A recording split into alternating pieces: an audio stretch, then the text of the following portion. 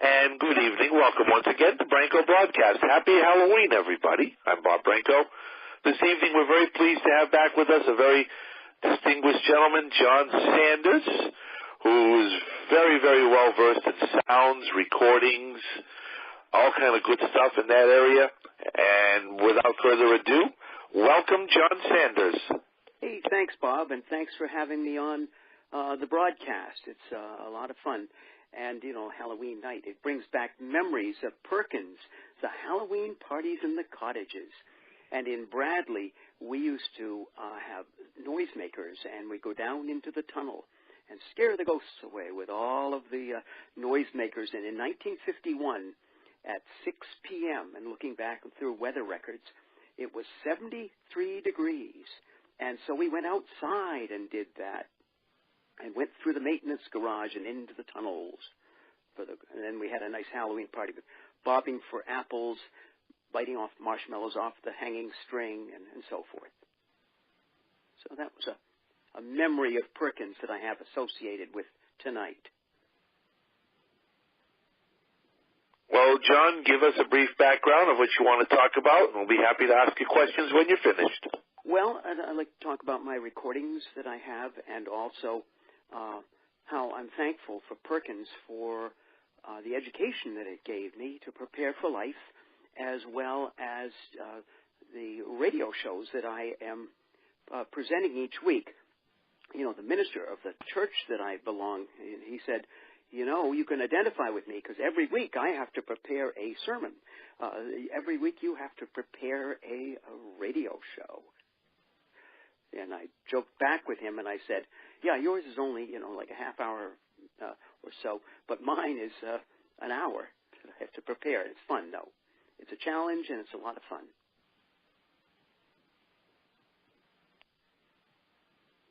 Okay. But, okay, well, tell us a little bit about your other endeavors, how much of a hobby, because I know that for many, many years, John, you've collected a lot of different voiceovers, and you've also sold, I'll be a good example of this. I'm a good customer of yours. I bought from you the Echoes of Perkins Chapel, yes, which is a collection of Christmas and other miscellaneous Perkins memorabilia on disc. Yeah, it is. And it takes various forms of people request either, you know, different CDs out of the collection, or else they've gotten, like our class trip to Washington, D.C., going through the FBI and going through the National Archives. That was really quite something to take a recorder. When I started working with recording these family documentaries, I used a Steelman portable tape recorder that had just 3-inch reels. How many of you remember 3-inch reels? I do. Yeah. This machine took 16, count them, 16 AA batteries. And it only weighed about 6 pounds, but I started off by doing that. And then I graduated to a Telefunken 2-track mono recorder, which took only 4 4 D-cell batteries, and would take that like on the class trip to Washington and then overseas to record in Latin America and in Europe. So got a lot of sounds, a lot of languages, a lot of music, interviews with people, and I'm really happy, and I've been always happy to share these with people, because my main goal of recording things was not to collect them and hoard them away, but to make them available to people who may not have been able to travel, or inspired other people to take trips and see this big, wide, wonderful, you know, world of ours. And so what did Perkins do with the education that I got there? Of course, there were a couple of people that really encouraged me to record. One was Edward Jenkins in the music department, who had a collection of his own, and then Sid Durfee, Mr. Durfee, in the piano tuning department. He was the head of the piano tuning department, and was able to get quite a few recordings we've swapped them back and forth of the Boston Symphony Orchestra on the radio the Saturday night before. So we would compare notes of the recordings that we'd collected, both while I was in school and then a long time after I graduated.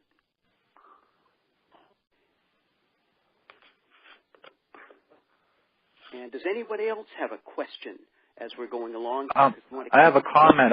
I really loved your CDs that you made of all the Perkins concerts. I bought the whole collection, and I'm really just started listening to your Friday night radio. It was great to hear your Halloween stuff and the train trip that you took on Edaville Railroad. And you do a wonderful job of preserving history, so I really commend you for that.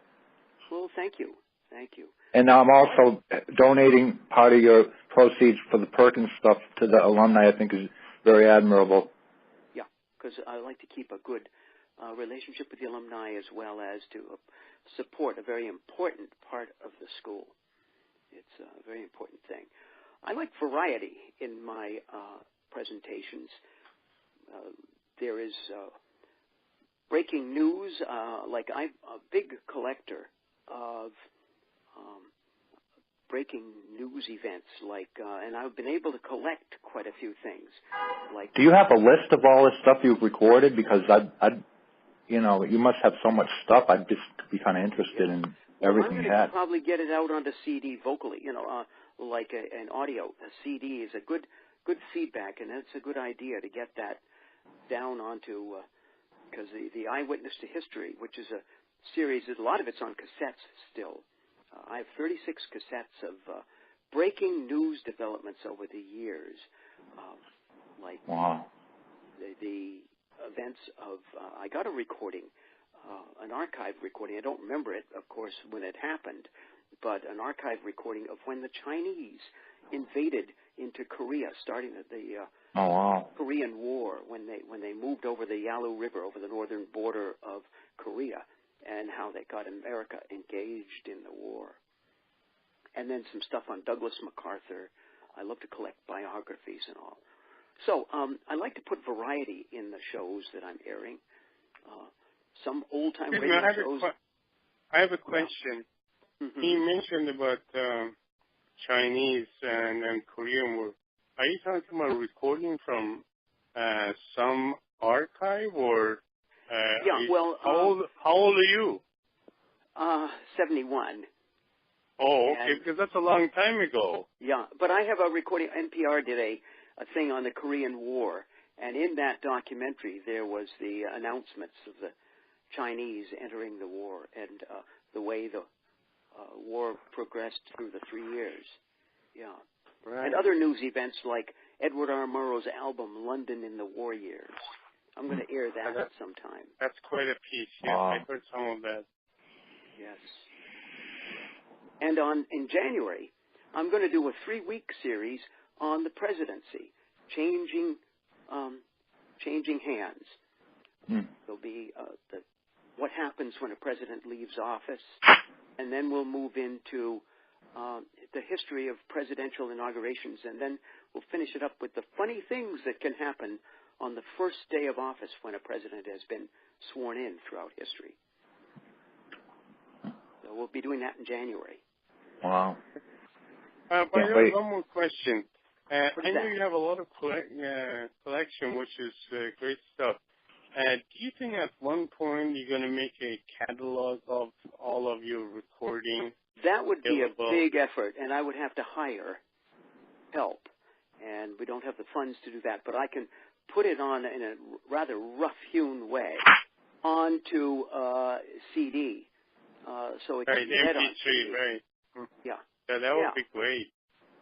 Yeah. Yeah. Because, some of the old-time radio show that I have CDs, like each one of them MP3 can go 30, 40 hours. Oh, I know. So, I mean, even in that thing you do, you could do like bits and pieces. I think that would be adequate, because I know the Library of Congress collects sounds and recording, with NPR together. People make a recording, they like it, play a little bit of NPR, but that usually goes to the collection of Library of Congress. Yes. I think you probably could do the same thing here in Boston. That would be great. Yeah. Well, yeah, that really gets me thinking, and I really appreciate this because you're helping me really do some thinking here and to get some of this material out and beyond the weekly radio shows. I think that would be great on your radio show also. Do you have any idea how many recordings you have? You probably don't even know, right?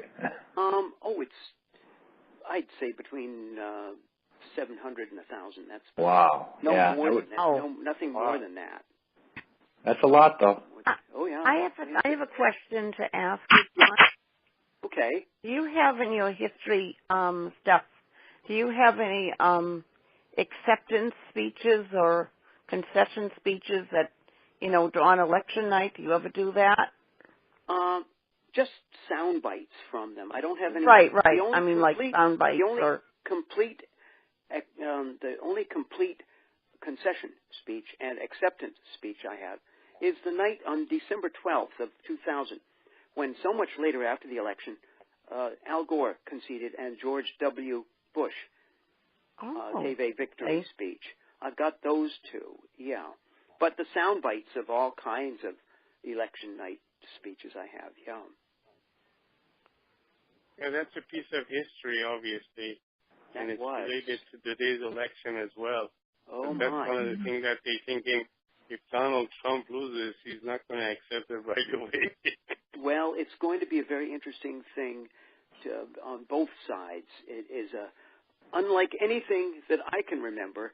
Yeah. And as I heard a 90-year-old speak on Weekend Edition not too long ago, unlike anything she could ever remember as well. Yeah. So it's definitely different times. Going back to Perkins, what do you have in the handles? Just a couple of selections from before Christmas concerts. What is in the series on Perkins, Echoes from Perkins Chapel and all of that. That's all that I have. Just a couple of things. You know who would have a lot more of recordings of handbells throughout the years is Adele Tritka, probably. Mm-hmm.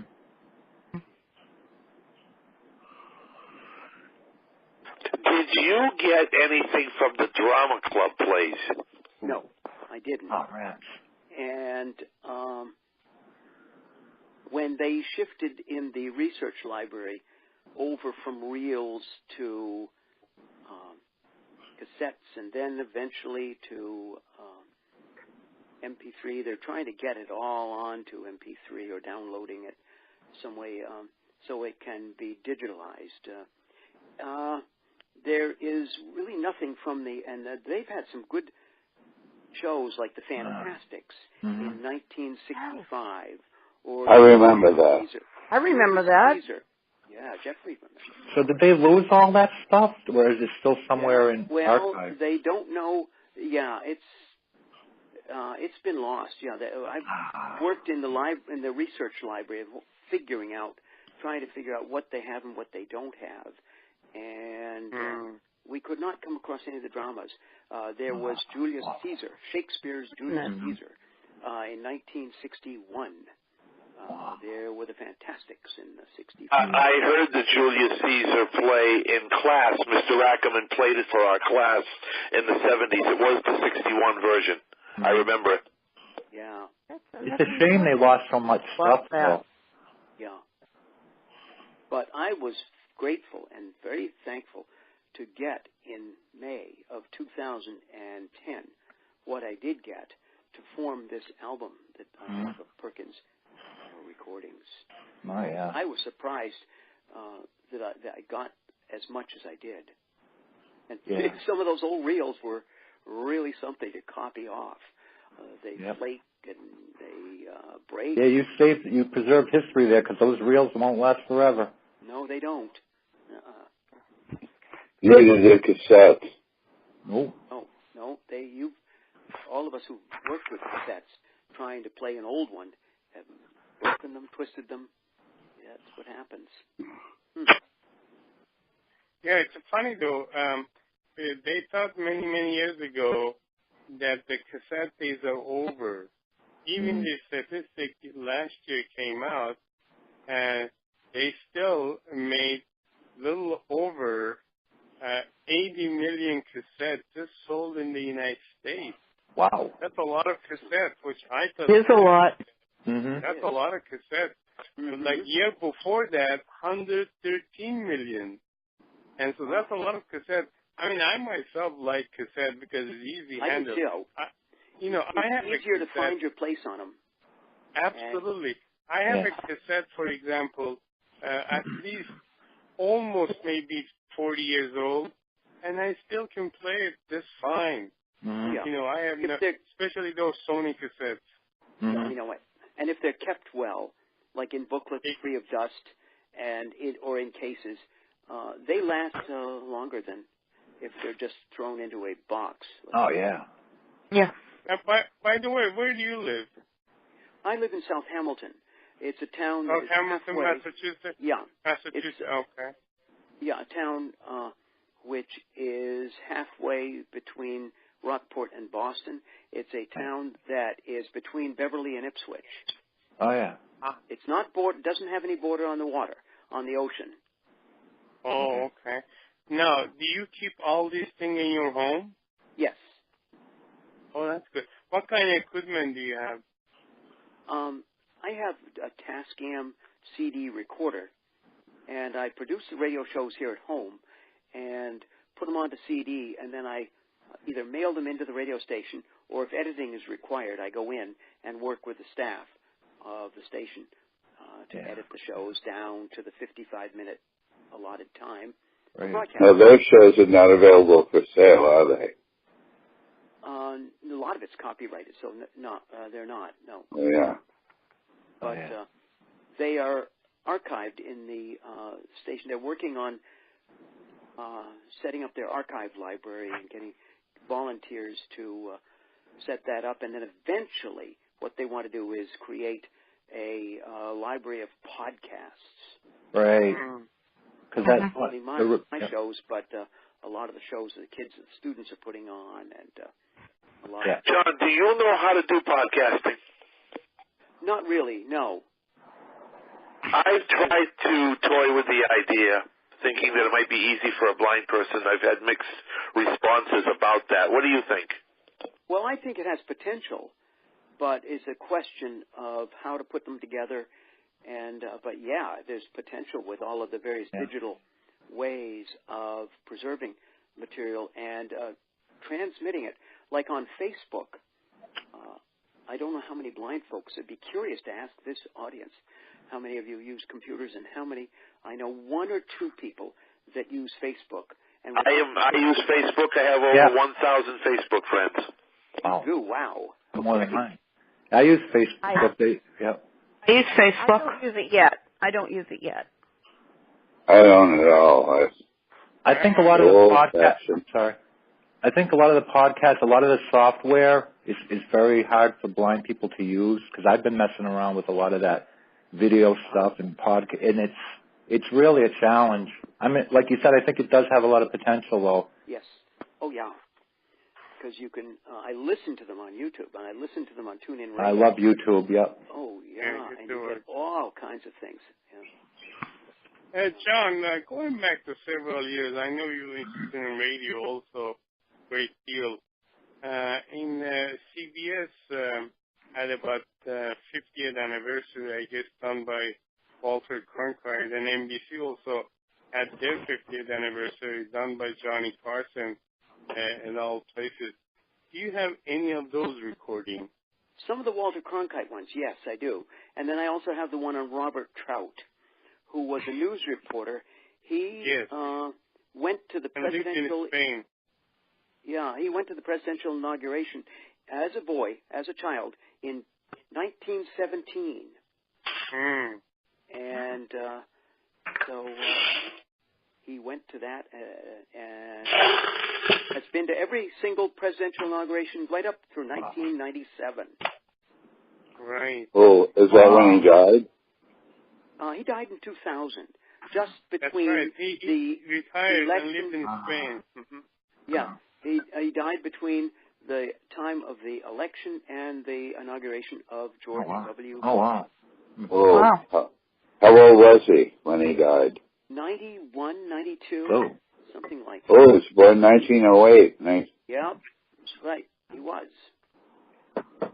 It's amazing. I mean, I remember hearing him when WPRO was CBS. Yes. At the time. Well, he'd come on.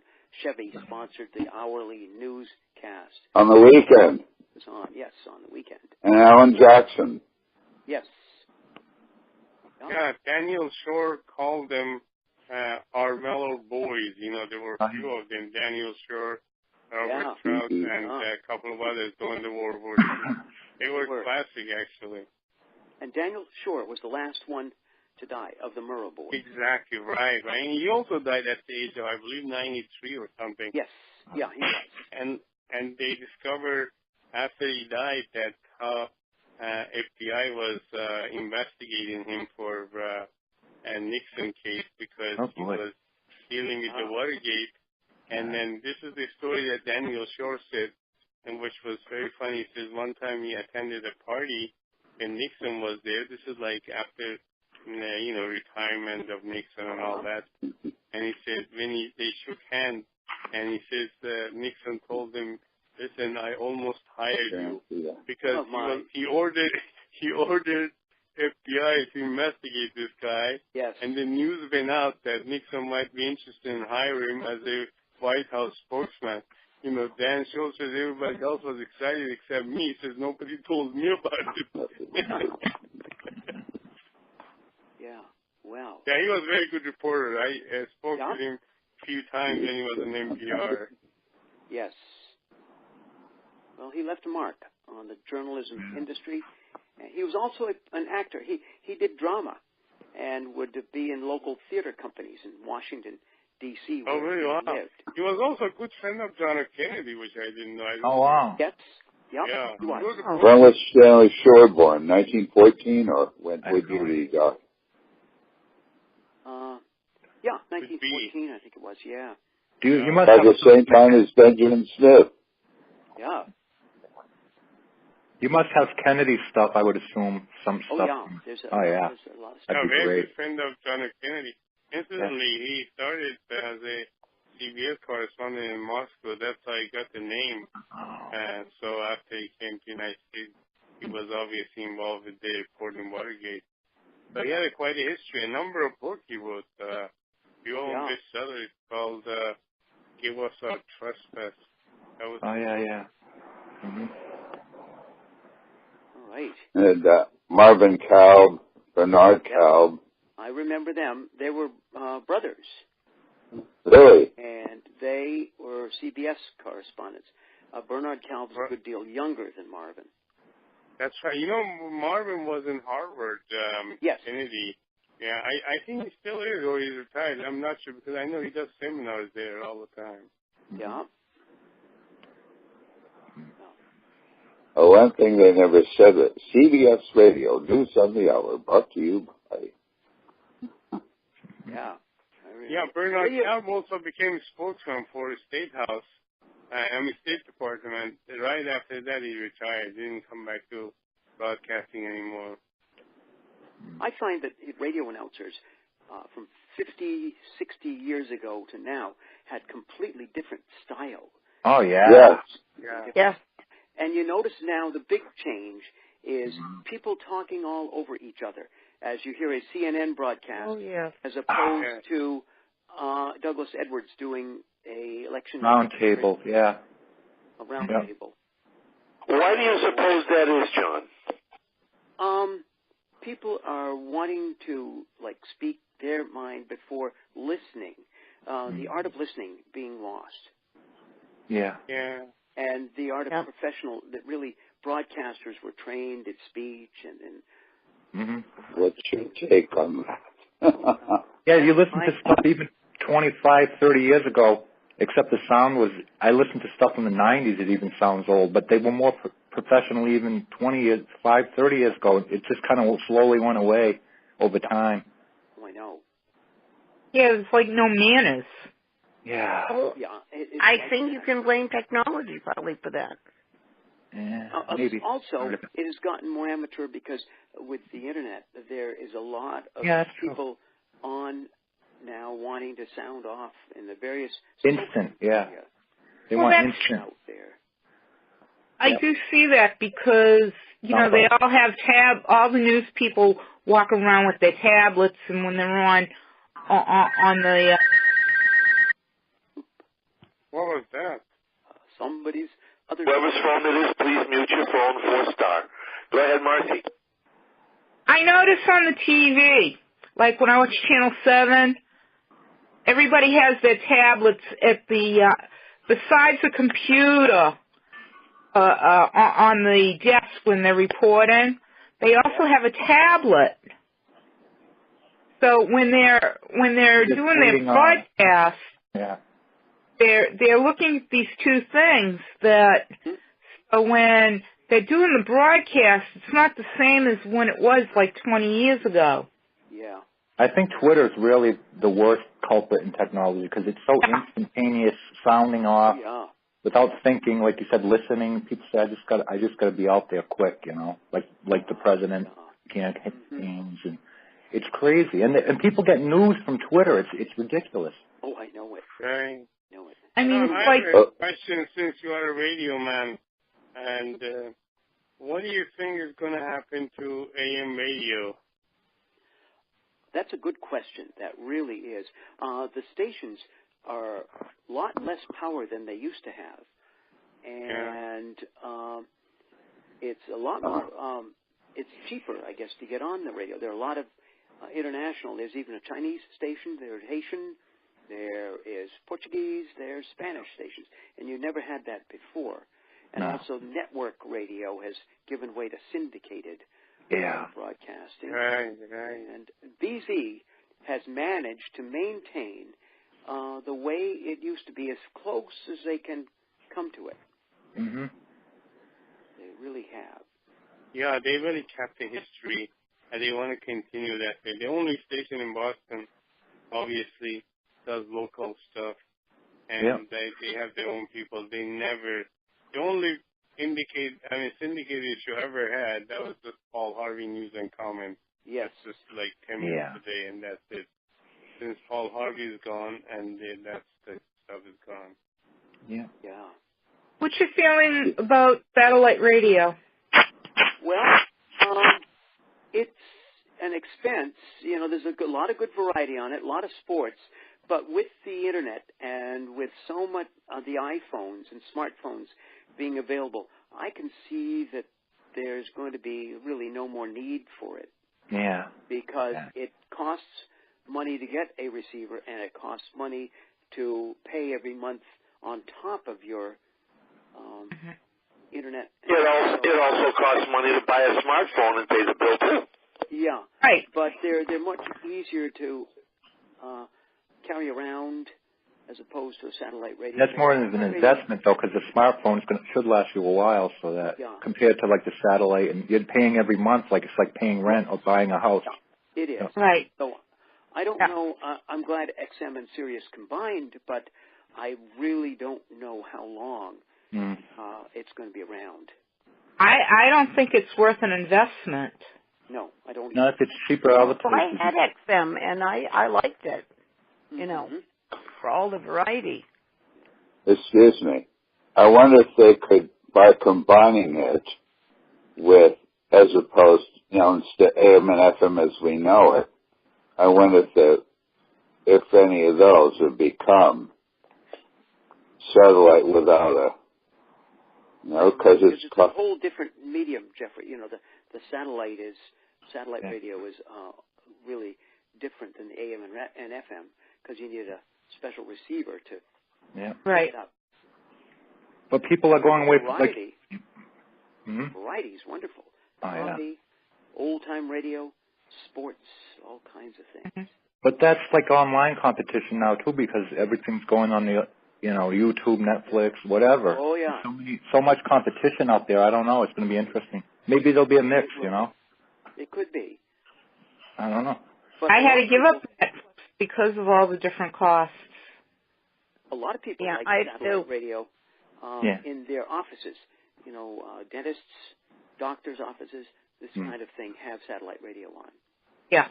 No, instead, the cheaper way to do it is just use your own CDs and listen to when you want to listen to. That's how I do. Yeah. Yeah, but we don't have everything. Well, when I go into the dentist's office, and I can give them a CD that I want to listen to while I'm having an appointment, like I had a crown put in. I gave them a CD, and they played it. Mm-hmm. That's good. Yeah. So, yeah. So did that help in terms of pain? Yeah. Just kidding. Just wondering, while I have John, you sound like a very serious guy.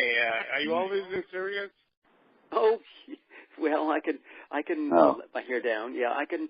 Oh yeah. I have a series called Wacky Tracks, and that's where I let my there you go. Strange stuff. Tell us about Wacky. I know I bought most things. So were there any things I didn't get from you? No, John, just about. Jeffrey was a CD of the Month Club guy, and what would you say? 8 years, I would say. I think at least. Yeah, since 2005. Yeah, since 2005. Wow. And went to 2013. Yeah, 8 years. Wow. Oh, wow. Tell us about Wacky Tracks.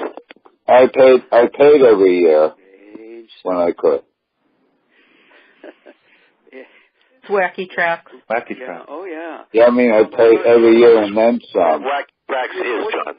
Recordings of people in court when their sentences were handed down. Ooh. And then from the courtroom to the emergency room. One Christmas Eve when a college student swallowed a catfish.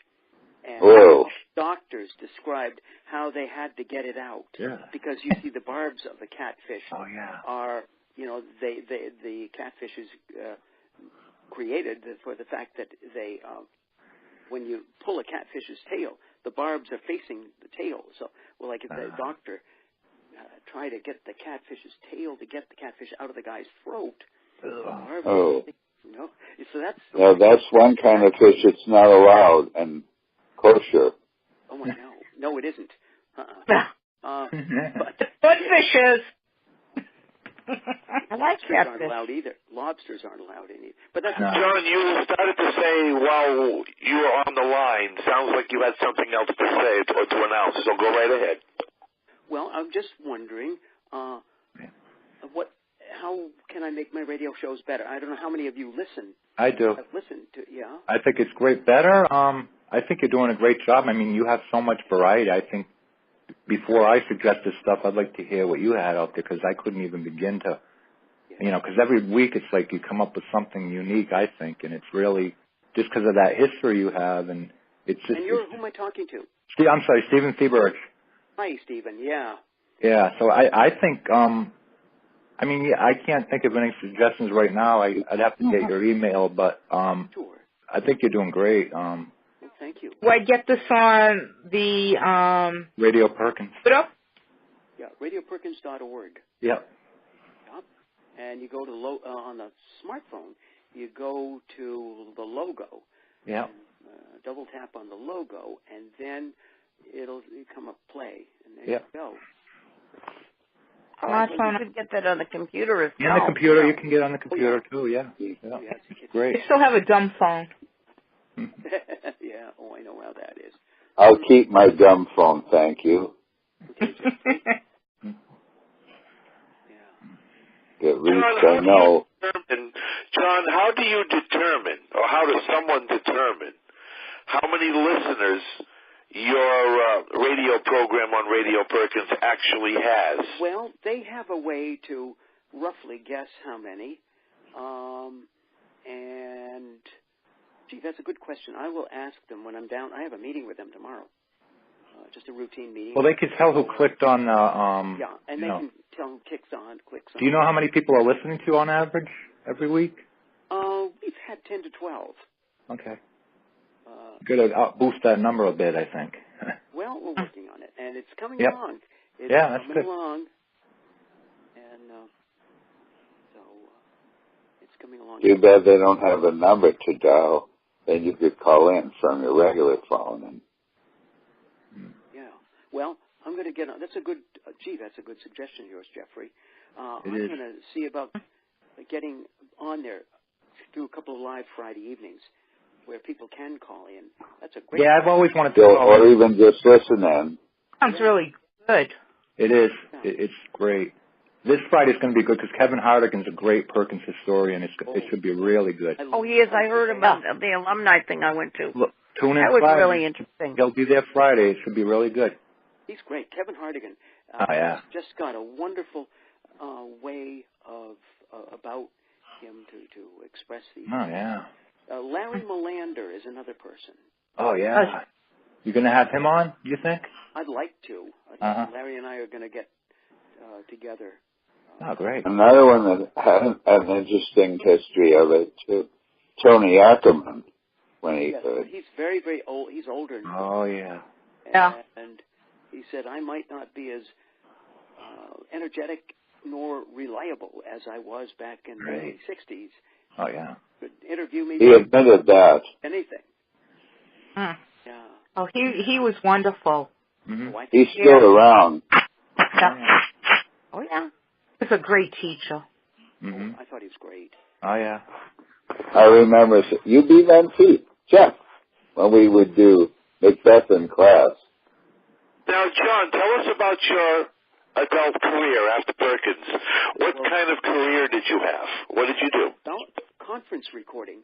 I went on to college, of course, and after college, eventually got to Gordon Conwell Seminary. Took a degree, taking a number of Christian education courses, and as I get down toward receiving the master's degree, people suggested, why don't we get the material that's in this school out onto cassettes? And so I applied to Gordon Conwell for work, and they said, we don't have it in our budget, but the fundraising director of the school said, there's no reason why you can't go out and start your own nonprofit organization and not only record for us, making the tapes and cassettes available on a high-speed copier after the talks are done, but go to other conferences. And so I recorded for a summer conference center called Peniel, a place of prayer and renewal 70 miles north of Albany. And we'll be doing some radio shows about their music and some of the speakers there. We'll put them on future radio shows this spring. I'm planning to do some radio shows from the recordings I have from there in New York State. Wow. And then it branched out to record insurance people, as well as hospital administrators or fundraising executives and their seminars.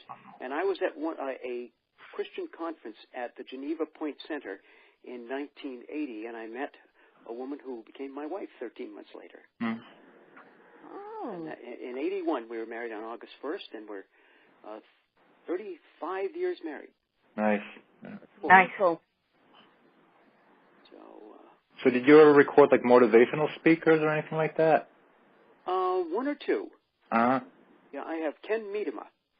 Oh, yeah. Blind Christian musician from Kearney in New Jersey, a motivational speaker, and I recorded his presentation, which is copyrighted, and I'll learn how to dance, about his experiences of living and how he could encourage other blind folks to live. Mm-hmm. So that is he still around, John? Ken Miedema is, he is, and he works with churches in the area of church growth, how to boost membership in churches and this kind of thing. So he doesn't travel as widely as he did. He's mostly in around the New York, New Jersey, Philadelphia area. Right. Did he ever go into Pittsburgh at once? Yeah. That name Carnegie sounds more like Pittsburgh. Yeah. Uh-huh. And all over. Yeah. Only they say Carnegie. Yes, they do. They do. All right. Well, any other questions you have? Yes, I have one more question for you. Do you still have those CDs available, those concert CDs? Yes. If I wanted to buy them, for instance? Yeah. And okay. the address or the email, I'll give you my email, is tapesharer, TAPESHARER, @gmail.com. Oh, okay. Okay. @gmail.com. Oh, I think I'll write that down. Yeah, it's one word, TAPESHARER @gmail.com. Now, would you mail them out, or how would you? Mm-hmm. Yeah. Mail them out, yeah. And are they the same price? Yeah. John, you are coming to the force, aren't you? 40, I think. I'm not, because we'll probably have a yard cleanup that day. Oh. And, my good wife wants me around so that we can work together on getting a yard cleaned up and getting that. Yeah. Get it ready for winter, I know what that's like. Spring thing. Oh, yeah. We could go to that. Yeah, the spring thing is a lot of fun. Oh, yeah. Any final questions for John before we conclude? No.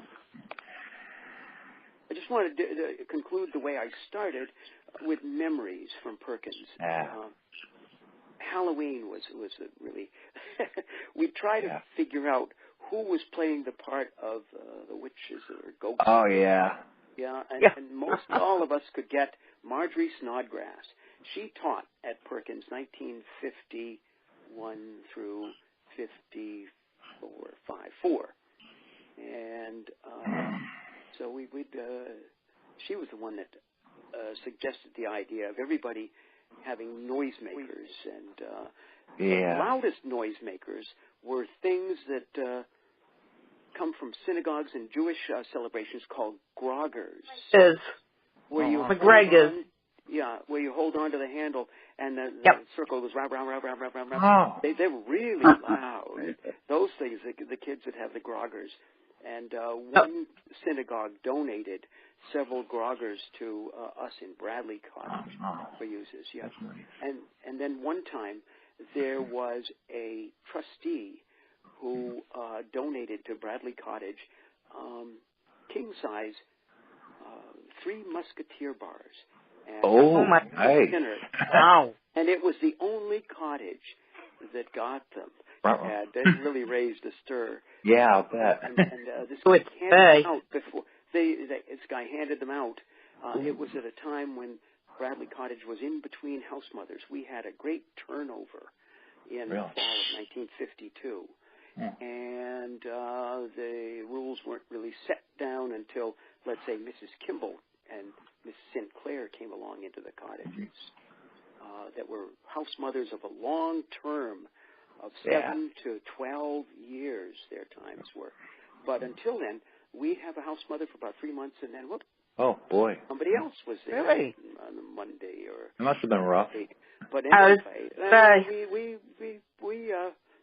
muddled through. But anyway, when this trustee handed out all these candy bars, and here we were at 7 and 8 years old eating these double 3 Musketeers, which is a lot of chocolate for somebody that age. Yeah. Guys got real sick. My favorite treats at Halloween were the candy corns. Really like those. Oh, yeah. No, I didn't like them that much. I like the candy bars and stuff. Yeah. Candy corn was one of my favorites. That's what was Halloween, you know. But the Halloween parties were fun. A lot of imagination. Pin the tail on the donkey. There was bobbing for apples. Yep. There was marshmallows. The marshmallows, Treasure hunts. And treasure hunts. And there was the cider and donuts that they had later on. And we had ghost walks, too, in the Agnes. Yes. And ghost stories. Oh, I remember the ghost walks. Those were great. That was a Perkins tradition I'll never forget. They were so, like you said, so imaginative that, We had them in Potter, the ghost walks in Potter. Yes, we did. They're fun. And the parties would start about 6:15 at night and go till 8 at night. And very rarely would we stay up. Yeah, I was late. Yeah. But, I remember doing that in Glover. Yeah. And the parties got more elaborate. You know, they got more elaborate. And Mr. Hull, I don't know if any of you remember him, he taught in the lower school 6th grade from 1950 to 1957. And very creative, very, very creative. So he would tell ghost stories. Yeah. He would also play Stan Freberg at the Halloween parties, the comedy of Stan Freberg. He would also... Mr. C used to tell great stories. He's a great storyteller, too. Oh, yeah. We used to do trick-or-treating in my here in Glover. We did that. That was fun. Oh, I liked that. But I liked the Halloweens when I was home for a variety. In 52, 53, they were times when we would be home for the Friday and Saturday nights and going with the family. Right. Yeah. The trick-or-treat was a lot of fun. Yeah. That was fun. Yeah. Oh, yeah. So, okay. Well, it's been my pleasure to just relax with you all. Well, thanks for coming on with us this evening, John. Well, thank you, Bob, and appreciate the efforts that you make with the Consumer Vision, with the phone chats on Sunday nights when I can make them. And come on the phone chat one of these evenings. Great. Love to have you. Yeah. And also, I appreciate Alan Dicey, these things that you get along with the, what do you call it, the politically correct. Oh, yes. Those are great. Politically correct Little Red Riding Hood. It will be in the next Consumer Vision. Oh, good. It'll be where? Consumer Vision. The I thought that was Little Red Riding Hood from Alan That Dicey. was very, very clever. Yeah. Well, thank you all we had a big crowd on tonight, and I think it was great. Thank you for coming on, making the effort. Our pleasure. Thanks. Anytime. Yeah, It's great having you. Have a wonderful evening, John. Hey, thank you very much. You too.